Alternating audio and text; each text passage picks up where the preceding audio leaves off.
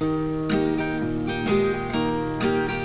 it was battered and scarred, and the auctioneer felt it was hardly worth his while to waste much time on the old violin, but he held it up with a smile.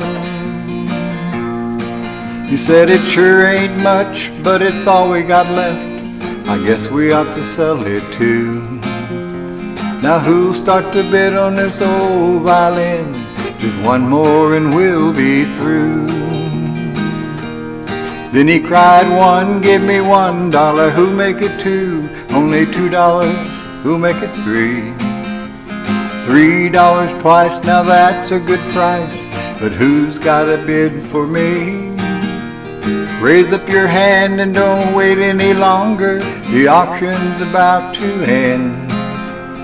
Who's got for just $1 more to bid on this old violin?" Now the air was hot and the people stood around, and the sun was setting low. From the back of the crowd, a gray-haired man came forward and picked up the bow. He wiped the dust from the old violin and tightened up the string.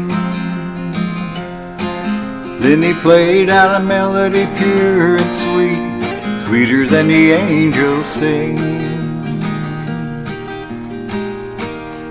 Then the music stopped, and the auctioneer, with a voice that was quiet and low, he said, "What is my bid for this old violin?"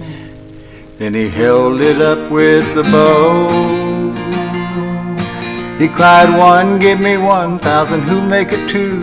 Only 2,000. Who'll make it three? 3,000 twice, now that's a good price. But who's got a bid for me?" And the people cried out, "What made the change? We don't understand." Then the auctioneer stopped and he said with a smile, "It was a touch of the master's hand."